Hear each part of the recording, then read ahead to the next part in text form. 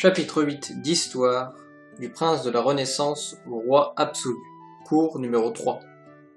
Troisième partie, comment Louis XIV affirme-t-il son pouvoir absolu entre 1661 et 1715 ? Entre 1648 et 1653, une partie de la noblesse française se révolte contre la monarchie.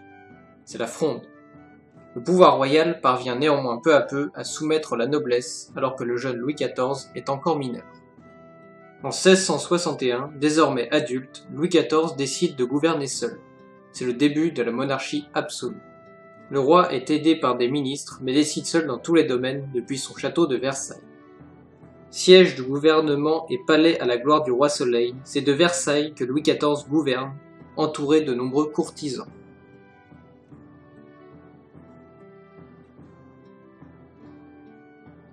Avec Molière, Lebrun ou encore Lully, Versailles devient le centre culturel du royaume de France et de l'Europe.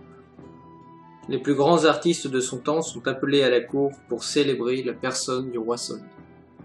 De plus, l'administration royale est renforcée dans les provinces avec la nomination d'intendants chargés d'appliquer les décisions du roi. Fort de la plus puissante armée d'Europe, Louis XIV est également un roi de guerre. Il parvient à agrandir le royaume avec la conquête notamment du Roussillon, de la Franche-Comté, de l'Alsace ou encore de l'Artois.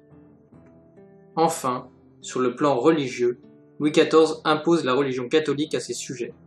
Les protestants sont persécutés pour les forcer à se convertir. En 1685, l'édit de Nantes est révoqué, annulé, et la religion protestante interdite.